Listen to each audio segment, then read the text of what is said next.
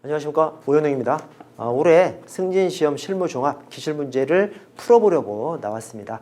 여러분들께서 이제 가장 궁금해하시는 사항이 공제문제집을 어떻게 바라봐야 되느냐, 즉 올해 기출문제가 공제문제집을 어느 정도 반영하고 있냐, 그 싱크로율을 가장 이제 궁금해하실 텐데, 제가 이제 최초에 총평을 드릴 때 대략 한 뭐 7, 8지문, 6, 7지문 정도가 공제 문제집을 벗어났다 이렇게 말씀드렸는데, 제가 하나하나 잘 찾아보니까 총 17개의 지문이 공제 문제집에 없는 지문입니다. 그러나 여러분, 그 17개의 지문이 그 지문을 몰라도 다 풀 수 있는 문제예요. 그래서 저는 과감하게 확실하게 말씀드릴 수 있는 것이, 내년 시험도 이 공제 문제집을 베이스로 해서 공부하시는 것이 맞다 이렇게 생각됩니다. 그래서 총 예를 들어 대략 한 160개 안팎의 지문들 가운데서 17개의 지문이 공제 문제집을 벗어났지만 그 지문을 몰라도 풀 수 있는 것들이거든요. 그래서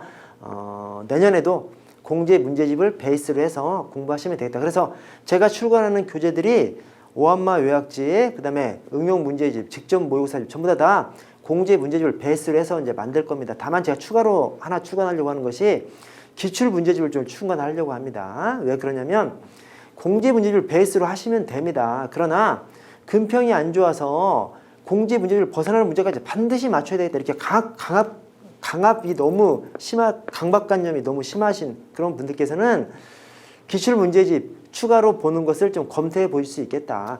그럼에도 불구하고 저는 그냥 공제 문제집 베이스로 하시는 것이 맞다고 저는 생각합니다. 그러나 정 넓히려고 하시는 분들은 기출 문제집 정도 추가로 한번 검토해 보시면 좋을 것 같습니다. 자, 그러면 한번 간략하게 좀 풀어보도록 하겠습니다.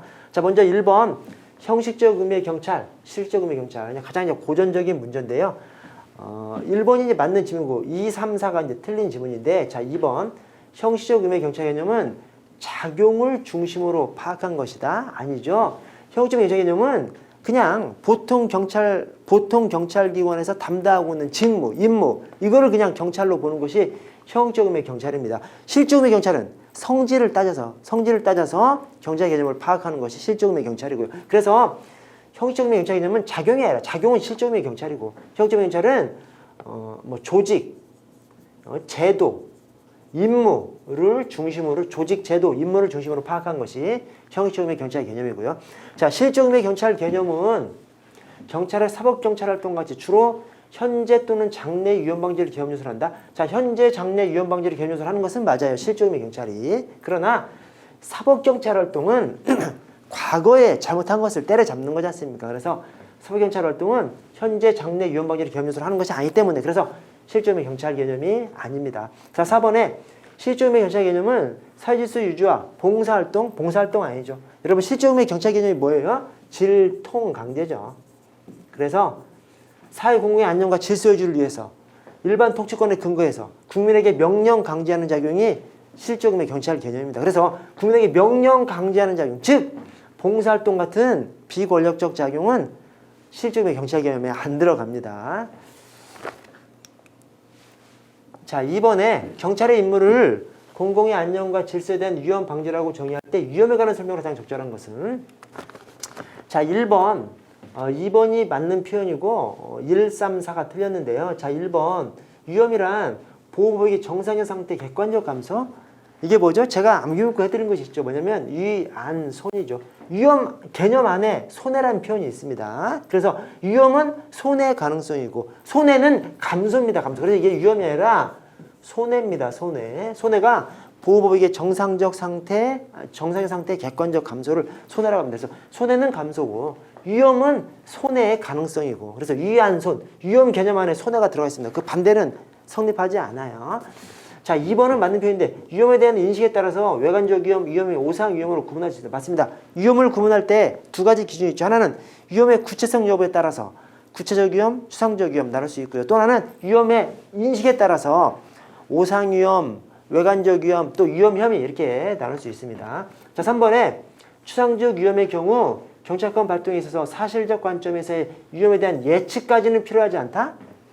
아니, 위험에 대한 예측이 없으면 위험이 아니죠. 아니, 구체적 위험이건 추상적 위험이건 위험에 대한 예측은 필요한 거지. 다만 구체적 위험은 위험에 대한 예측이 구체적인 것이고 추상적 위험은 추상적인 거예요. 그러나 구체적이건 추상적이건 위험이 예측돼야 위험이죠. 그래서 추상적 위험도 위험에 대한 예측은 필요합니다.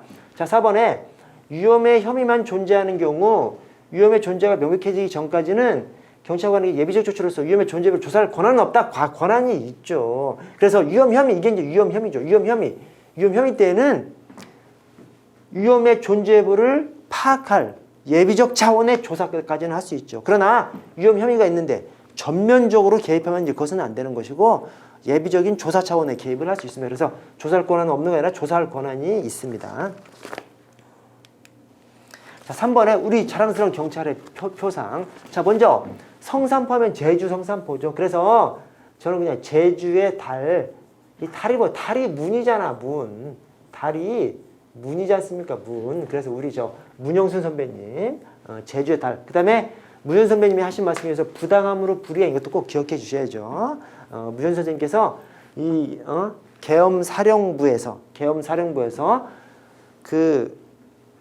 예비 검속한 우리 예비 검속을 할 때 대공 혐의점이 있는 사람들만 예비 검속을 하라고 했는데 막 잡아들이다 보니까 막 아무나 그냥 막 잡아들이게 된 거죠. 그 사람들에 대해서 총살 명령이 내려왔죠. 거기에 대해서 부당함으로 불이행, 이 문현 선배님이 직접 쓰신 겁니다. 부당함으로 불이행 한 그 서류가 지금도 남아 있습니다. 그래서 부당함으로 불이행이라고 하고 그 주민들을 살려주신 분이 우리 문영선 선배님이시고요. 이 문현 선배님을 왜 제주의 달로 왜 외워? 저는 이제 헷갈리는 것이 안종삼 선배님하고 헷갈립니다. 안종삼 선배님이 구례 경찰서에서 예비 검속자 총살명이 내려서 또 살려주신 분이 우리 안종삼 선배님이시죠. 안종삼 선배님께서는 어떤 말씀을 하셨어? 내가 죽더라도 여러분을 방면하겠으니 국가를 위해서 충성해달라라고 얘기하면서 목숨 걸고 진짜 살려주신 분이 우리 문현 선배님, 그 다음에 안종삼 선배님, 그렇게 됩니다. 근데 문현 선배님은 제주도, 그 다음에 부당함으로 불이행, 이렇게 되어 있습니다. 자, 니은에 5.18 때 시민에게 총을 겨누지 말라. 그래서 병아가 총을 내려놓으라는 거잖아요. 그래서 시민에게 총을 겨누지 마라 라고 하신 분께서 안병아 선배님이시고요.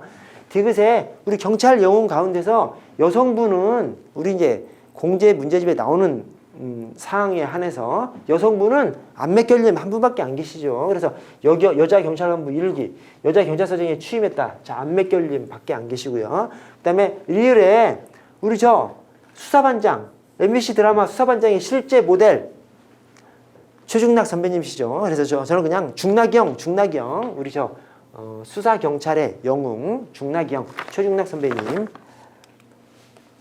4번에 국가경찰과 자치경찰의 조직력 운영에 관한 법률.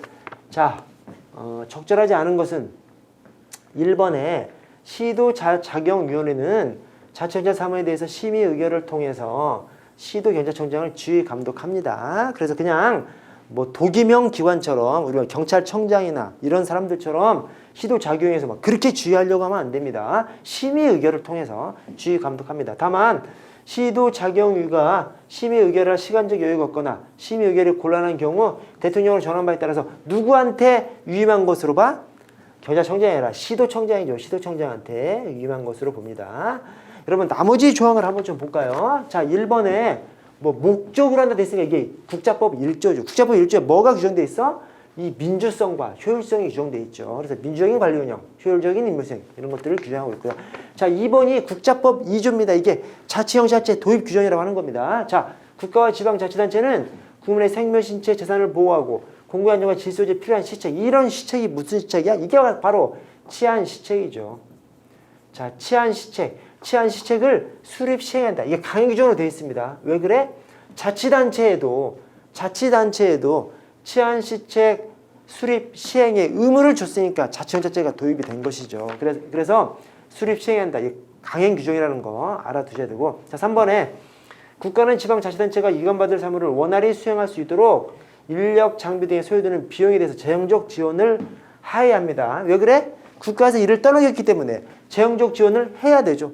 일을 떠넘긴 거잖아요. 지금 떠넘겼기 때문에 재정적 지원을 하여야 됩니다. 대신 또 이런 규정이 있어요. 시도지사는 재정적 지원을 할 수 있답니다. 왜 그래? 시도지사는 일을 떠넘겨 받았기 때문에.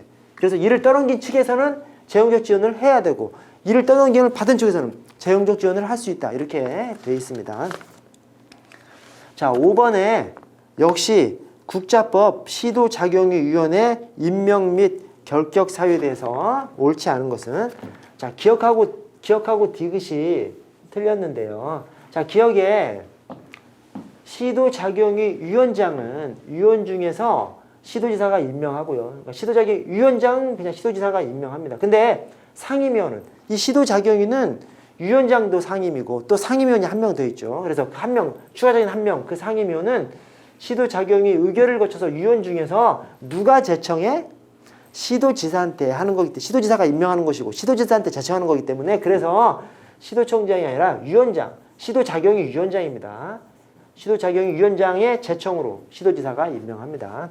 자, 디귿이 이 시도작용위 위원 중에서 공무원이 아닌 위원에 대해서는 이게 뭔 말이냐면 시도작용위 위원 중에서 상임인 두 사람, 즉 위원장 플러스 상임위 추가 상임위원 한 사람, 이 상임 두 사람은 지방 공무원으로 임용을 합니다. 자, 근데 나머지 위원들은 공무원으로 임용하지 않죠. 근데 공무원이 아닌 위원에 대해서는 국가공무원법 52조, 57조를 준용한다? 이게 뭔 말이야? 이게 지금 국가공무원법이 아니라 지방공무원법이에요. 왜냐면 상임인 위원, 즉 공무원이 된 사람, 위원장하고 그다음에 상임위원 한 사람이죠. 그 사람은 지방공무원으로 임용하기 때문에 지방공무원법 그대로 적용이 돼요. 근데 나머지 위원들, 공무원으로 지방공무원으로 임용되지 않는 사람들도 지방공무원법 52조하고 57조는 중요하게 만든 거예요. 52조가 비밀엄수 의무 조항이고 57조가 정치운동 금지 조항이에요. 즉 공무원이 아닌 위원, 즉 위원장하고 상임위원 말고 나머지 시도작용위 위원들도 이거 비밀엄수, 그 다음에 정치운동 금지 이걸 적용하게 만들어 놓은 거예요. 근데 그게 어떤 거예요? 지방공무원법.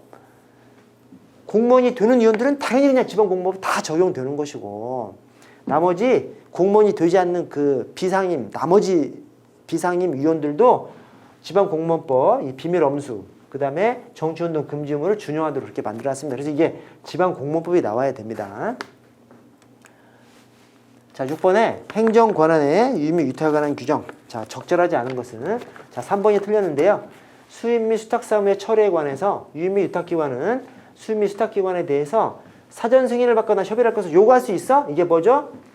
아니죠. 사전 승인을 받거나 협의를 요구할 수 없죠. 뭐냐면 사전에 간섭할 수는 없습니다. 근데 수입 및 수탁사무 처리사항을 감사할 수 없다. 감사할 수 있죠. 그래서 사전에 승인을 요구하거나 협의를 할 것을 요구할 수는 없어요. 사전에 간섭할 수는 없어. 그러나 사후에 감사할 수 있고 또 사후에 취소 정지시킬 수는 있습니다. 사전에 간섭할 수는 없고 사후에 간섭할 수는 있습니다. 그래서 사전에 할 수는 없고 사후에는 간섭할 수 있다라고 생각하시면 되겠습니다. 자, 7번에 자, 임용령 및 임용령 시행규칙상 시보경찰이 공무원 옳은 것을 모두 골라라. 이게 니은하고 리을이 틀렸는데요. 자, 니은에 임용권자 또는 임용제청권자는 15, 교육훈련 성적 만점에 60% 미만, 훈6이죠. 훈6. 이건 맞아요. 그 다음에 또는 근무성적 평정 제2평정요소 평정점이 만점에 50% 미만. 이것도 맞습니다. 해당해서 정규 경찰 공무원으로 임용하는 것이 부적당하다고 인정되는 경우 정규 임용심사위원회 심사를 거쳐 해당 15임용 경찰 공무원을 면직시거나 면직으로 제청해야 된다? 할 수 있다죠. 할 수 있다. 면직 또는 면직 제청 할 수 있답니다. 왜 그래? 공무원에 대한 인사상 불이익 처분은 대부분 다 할 수 있다고 되어 있습니다. 인사상 불이익 처분을 할 때에는 해도 되고 하지 않아도 되도록 즉 심사숙고해서 따져봐서 할 수 있도록 재량 규정을 해놨습니다. 다만 뭐만? 징계는 하야 한다죠. 징계 하야 한다. 징계 의결 요구 하야 한다. 징계 부과금 부과 의결 요구를 하야 한다. 이렇게 징계 관련해서는 하야 한다예요. 왜 그래? 옛날에 지휘관들이 똑같은 잘못을 했는데 누구는 돈 준다고 봐주고 누구는 돈 안 준다고 안 봐주고 이런 경우가 있어가지고 그냥 지휘관들이 마음대로 하지 못하게 징계 관련해서는 요구해야 한다. 이렇게 다 그냥 적어놨습니다. 나머지 인사상 불이익 처분은 거의 다 할 수 있다라고 생각하시면 됩니다. 그래서 할 수 있다고요.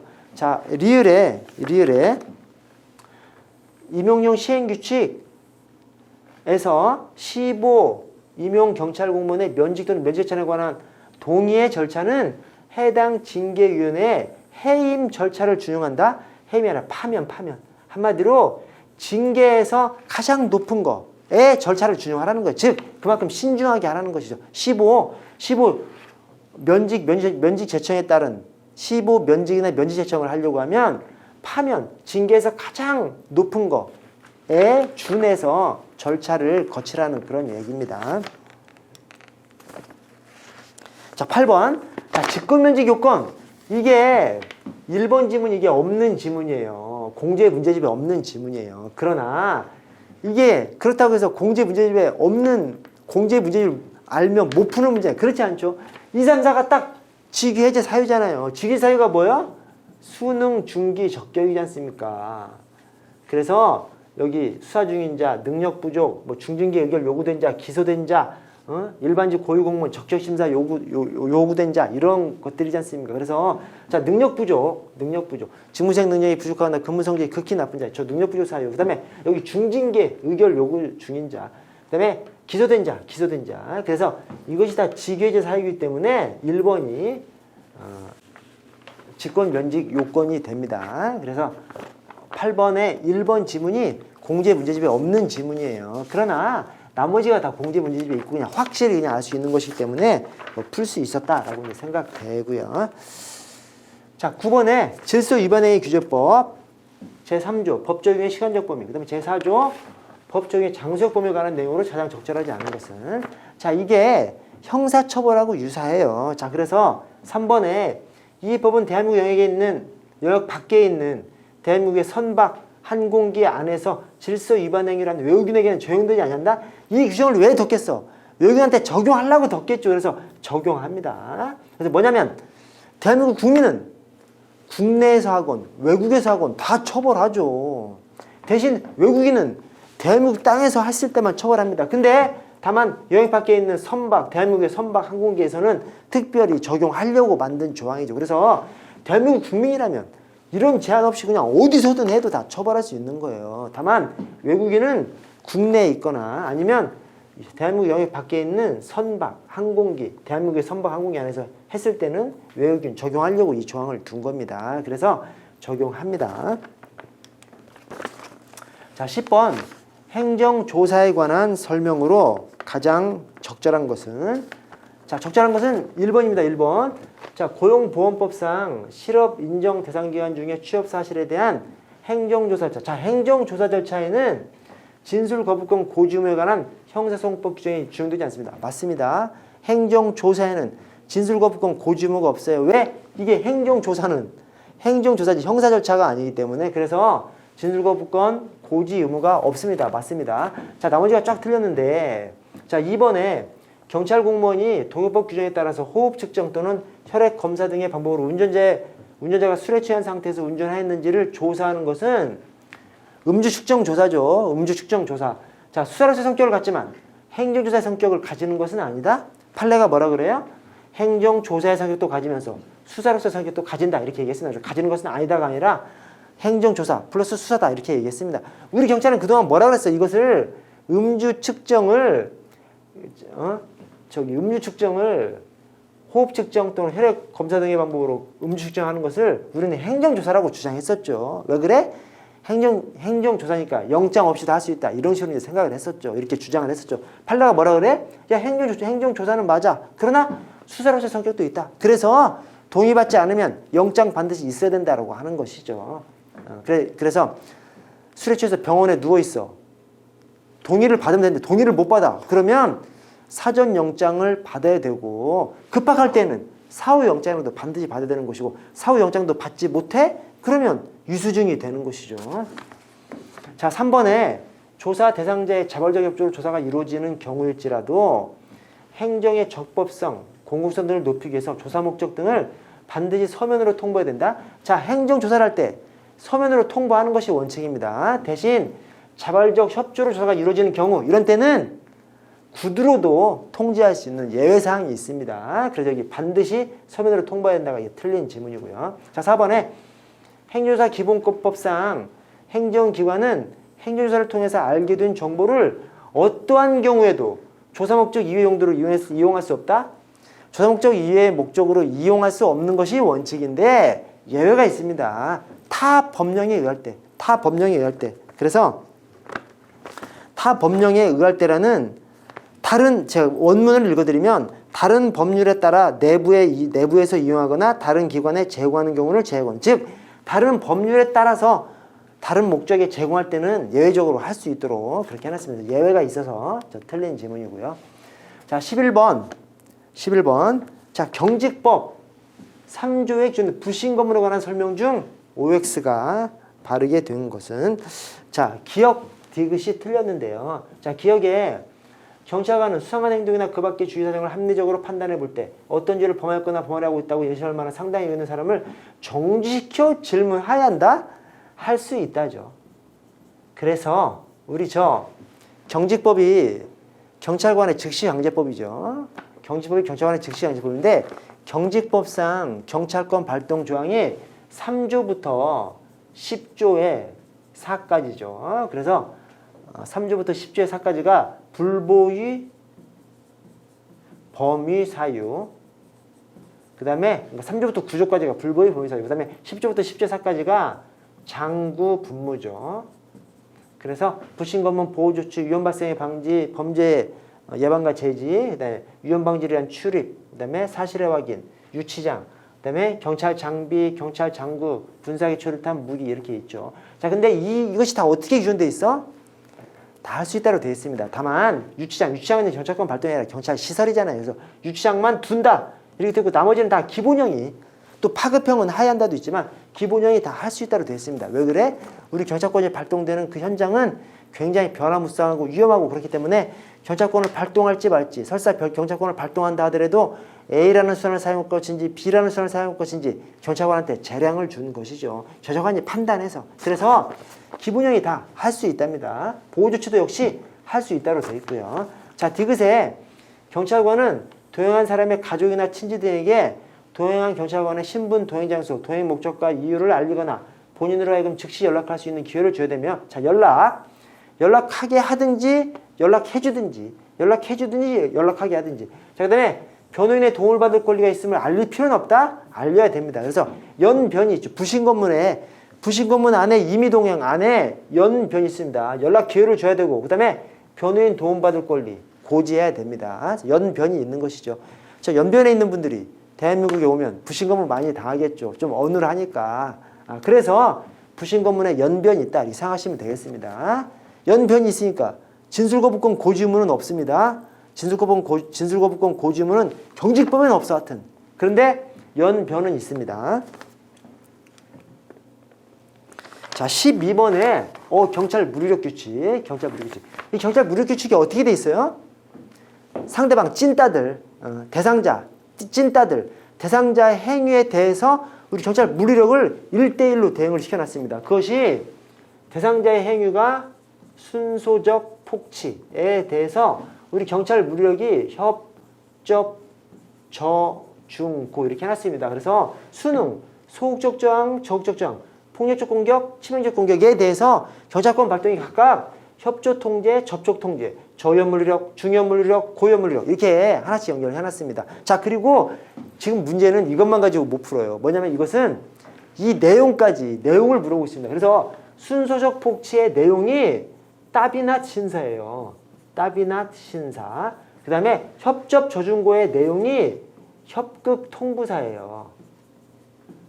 그래서 순소적 폭치, 협접 저중고 그 각각의 내용이 따비나 신사, 협극 통부사입니다. 자, 그래서 순소적 폭치 내용이 뭐냐면 따르는 상태, 비협조적이야, 유해 가능성은 낮아, 그다음에 신체 유해 가능성이 있어, 사망 또는 심각한 부상이 우려돼 이런 것들입니다. 거기에 대해서 경찰 물리력이 협접 저중고인데 협접 저중고의 각각 내용이 협조에 따른 그 다음에 접촉 통제가 협극 유해 가능성은 극히 낮은 거. 그 다음에 저위험 물리력이 그냥 통증을 느끼는 정도, 그 다음에 중위험 물리력이 부상을 입힐 수 있는, 고위험 물리력이 사망 또는 심각한 부상을 일으킬 수 있는, 이렇게 갑니다. 자, 그래서 여기 지금 보세요. 순, 소, 적, 폭, 딱 이렇게 해놨습니다. 그래서 각각 뭐요? 따비나 신사가 나와야 되는 거죠. 그래서 어디 있어? 따르는 상태. 맞습니다. 그 다음에 두 번째, 그냥 비협조적이야. 따, 비. 세 번째, 순소, 적, 따비, 낮. 유해 수준이 낮은 행위. 그래서 따비, 낮 맞아요. 근데 맨 마지막에 폭력적 공격이 순소적 폭 네 번째지 않습니까? 근데 사망 또는 심각한 부상 이것은 뭐예요? 따비, 낮, 신사 다섯 번째예요. 그래서 이것은 폭력적 공격이 아니라 치명적 공격입니다. 치명적 공격. 순소적 폭, 치명적 공격에서 폭력적 공격이 아니라 치명적 공격이다. 그래서 4번이 틀렸습니다. 자, 13번 역관주의와 실적주의. 자, 옳은 것을 모두 고르시오. 이게 틀린 것이 니은만 틀렸거든요. 이 니은이 공제 문제집에 없는 지문이에요. 그러나 이게 또 반드시 없다고 볼 수는 없어. 왜냐면 공제 문제집에 잭슨 대통령이 역관주의 도입했다고 나오거든요. 잭슨 대통령이 1828년 잭슨 대통령이 대통령 되면서 역관주의를 도입한 것이거든요. 잭슨. 그래서 이 미국에서 실적주의 도입된 것은 1883년 펜들턴법 제정되면서 도입된 것이지 않습니까? 그래서 이 암살당한 대통령은 잭슨 대통령이 아니라 가필드 대통령이죠. 여기 직전에 1881년 가필드 대통령 암살 때문에 그래서 이제 펜들턴법 제정되면서 실적주의 도입됐는데 이 암살 잭슨이 아니라 가필드 대통령입니다. 그래서 여기 실적주의 도입 배경이 되었다. 잭슨 대통령이 아니라 가필드 대통령 암살에 의해서. 그래서 뭐요? 이 잭슨 대통령이 최초에 이 역관주의를 도입할 때에는 나쁜 의도로 도입한 것이 아닙니다. 미국이 유럽에서 미국 동부로 막 도망오면서 미국이 만들어졌지 않습니까? 그래서 미국 사회가 동부 출신들이 꽉 잡고 있는 거예요. 공무원 집단도 동부 출신들이 꽉 잡고 있으니까 이 잭슨 대통령이 딱 보니까 저 동부 출신들이 아주 권위적이고 고압적이고 능력도 없고 또 부패하고 이런 사람들이 공직을 꽉 잡고 있는 거예요. 그래서 그렇게 얘기한 겁니다. 내가 정권을 잡으면 정당에 충성한 사람들로 공무원을 갈아치우겠다. 왜? 공직이라는 것은 건전한 상식을 가진 사람이면 누구나 할 수 있는 것이기 때문에 누가 해도 된다라고 해서 역관주의를 도입한 것입니다. 그래서 그때 당시에는 굉장히 민주정치의 발전 과정에서 좋은 의도로 도입됐어요. 그런데 1828년부터 1880년대까지 딱 가니까 한 50여 년 역관주의를 운영하니까 그냥 공직 집단이 엄청나 썩은 거예요. 막 썩고 그다음에 정당에 충성하는 사람들을 공직에 앉힌다고 하는데 실제로는 선거자금 많이 낸 사람, 돈 많이 낸 사람 그냥 공직에 앉히는 것이기 때문에 매관 매직이 횡행하고 그래서 결국 실적주의를 도입하는데 그 직전에 1883년 직전에 1882년에 가필드 대통령이 암살되죠. 누가 암살해? 젊은 의사 기토라는 청년이 역전해서 대통령 기다렸다가 그냥 총으로 쏴버립니다. 왜 그래? 자기가 선거자금을 엄청 많이 냈는데 선거자금 낼 때는 공직을 주겠다고 약속을 받고 선거자금을 줬는데 공직에 임명을 시키지 않는 거예요. 열받아가지고 그냥 총으로 쏴버린 겁니다. 그래서 미국 국민들이 역관주의의 폐해가 이렇게 큰 것이로구나 라고 경각심을 가지게 되면서 결국 펜들턴법 직후에 제정되면서 실적주의로 이행되게 됩니다. 그래서 암살당한 사람은 잭슨이 아니라 가필드입니다. 가필드. 그래서 이제 틀렸고요. 자, 14번. 행정 업무의 운영 및 혁신에 관한 규정. 적절하지 않는 것은. 자, 4번에 공문서에는 음성 정보나 영상 정보 등이 수록되거나 연계된 바코드 등을 표기할 수 없다. 표기할 수 있도록 해놨습니다. 여러분, 세상이 엄청 발전했잖아요. 그래서 우리 공문서에도 뭐 바코드도 넣고 또 뭐 QR코드 같은 것도 넣고 다 그렇게 할 수 있도록 해놨습니다. 자, 15번. 경찰 장비관리 규칙상 무기류. 이 1번 지문이 공제 문제집에 없는 지문입니다. 자, 그러나 이게 그걸 모른다 하더라도 자, 3번에 경찰기관장은 무기를 휴대한 자가 술자리 또는 연회 장소에 출입할 경우 이게 뭐죠? 술상기죠. 술상기. 그래서 중사 술상기로 바뀌었죠. 그래서 강제 회수 대상이 중사, 그 다음에 강제 보관 대상이 술상기죠. 술자리 연회 장소에 출입할 경우 이때는 즉시 대한 무기 탄약을 강제 보관 대상입니다. 무기고에 보관하도록 해야 됩니다. 회수가 아니라 무기고에 보관하도록 해야 됩니다. 회수는 뭐고 보관은 뭐예요? 회수는 장기적으로 그냥 회수시키고 안 주는 것이고 보관은 일시적으로 보관했다가 다시 주는 것이죠. 그래서 이 술상기는 잠시 보관 대상입니다. 보관 대상. 여기서 하나 좀 더 알아주는 거죠. 2번 지문에 집중무기고 탄압과 열쇠 보관은 일과 시간에는 무기관리부서장, 부서장. 이게 경찰서는 경무과장이죠. 그래서 뭔 말이에요? 이게 열쇠, 무기고 열쇠 플러스 차량 열쇠도 관리자가 부서장, 과장입니다. 대신 차량 운행은 기관장 허가를 받고 차량 운행해야 됩니다. 대신 차량 열쇠라든가 무기고 열쇠는 하여튼 부서장, 과장입니다. 과장이 관리하도록 그렇게 해놨습니다. 자, 여러분 저 조금만 쉬었다가 다시 이어서 하도록 하겠습니다.